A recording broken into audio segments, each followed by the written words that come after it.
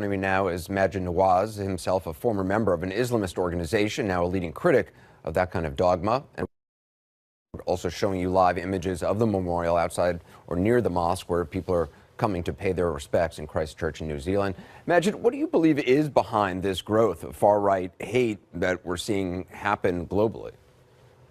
Well, Anderson, as one of your previous commentators, Ali Sulfan, mentioned, I believe this mirrors the radicalization that we've been speaking about over the last decade within Muslim communities. The same processes, the same causes and the factors involved are now being replicated on the far right, and actually governments need to start responding to this. Whereas the largest threat in proportionate terms still remains jihadist terrorism, and groups like ISIS epitomize that, the fastest growing threat in the West, to distinguish largest versus fastest growing, the fastest growing is now, according to our intelligence services, the threat of far-right terrorism.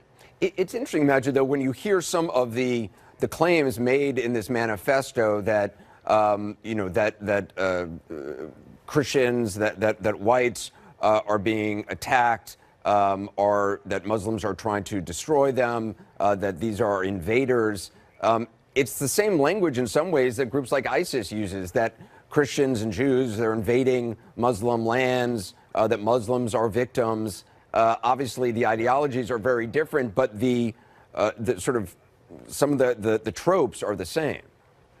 Absolutely, Anderson. And when you look at the identity politics involved, the victimhood that is involved, each group believes that they are the ones being the most oppressed, that their identity is being erased, that their lands are being invaded. All of the same tropes exist on not just two sides of radicalization. It's not just the far right and the jihadists, but also the far left, as we recently in media have been waking up to rising anti-Semitism among the left wing as well. Radicalization is occurring because our societies are becoming polarized and more divided. This, I believe, is the lowest point for Muslims in the West since the genocide in Bosnia. It's something which we're living here in Europe. I mean, Anderson, the last time I was on your show, this scar was not on my forehead. Last month, I was attacked. I was racially assaulted in London by a racist while he racially abused me. All of us are living this and we're feeling it around us. And it's really important that instead of responding to these sorts of incidents with more hate and more anger, that all of us make every effort to hold our societies together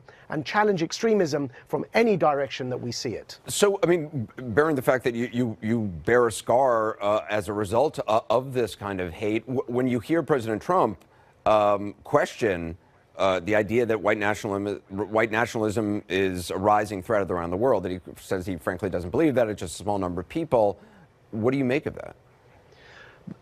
Before President Trump was elected, I was on your very show and I warned of how he would radicalize his supporters and followers because he would be unable to deliver on the promises he's made them. A Muslim ban was not deliverable. It's not something you can achieve in the West because we're born and raised in the West. And so as a result of those promises he made during his election campaign, the rhetoric was ratcheted up, and I said that he would radicalize people to turn into far-right terrorists. And it's very sad for me to return here today to say that I bear one of the examples of a scar to demonstrate that that's actually happening around us. It's a terrible thing. President Trump needs to be very careful with his language. I don't think we should silence our political opponents. I think conversations around immigration and even critiquing Islam are legitimate, but how we have them is very important. And all of us, just as we challenge the language of jihadists and Islamists, and just as President Trump himself used to say that we were unable to name that ideology, well, he's fallen prey to the same problem when it comes to far-right extremism, and his language and the language of his supporters should also be scrutinized, just as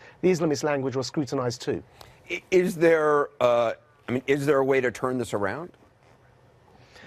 I think it's sad for me to say this. I think it's going to get worse before it gets better. The populist far-right parties are winning electorally across Europe. The violence is increasing. People couldn't believe that in the heart of London, in Soho, for example, this attack would happen on me. It's something which is going to get worse because of the conditions that are causing it. Brexit in the UK is dividing our polity. The division is palpable. And it's not because of Brexit, it's because of the way in which the conversation is happening. And unfortunately, I think there's a lot more of this to come. Copycat killers. This man himself in New Zealand, by the way, was inspired by Darren Osborne, the Finsbury Park mosque attacker here in London, and of course Anders Breivik, which you've just mentioned on your show.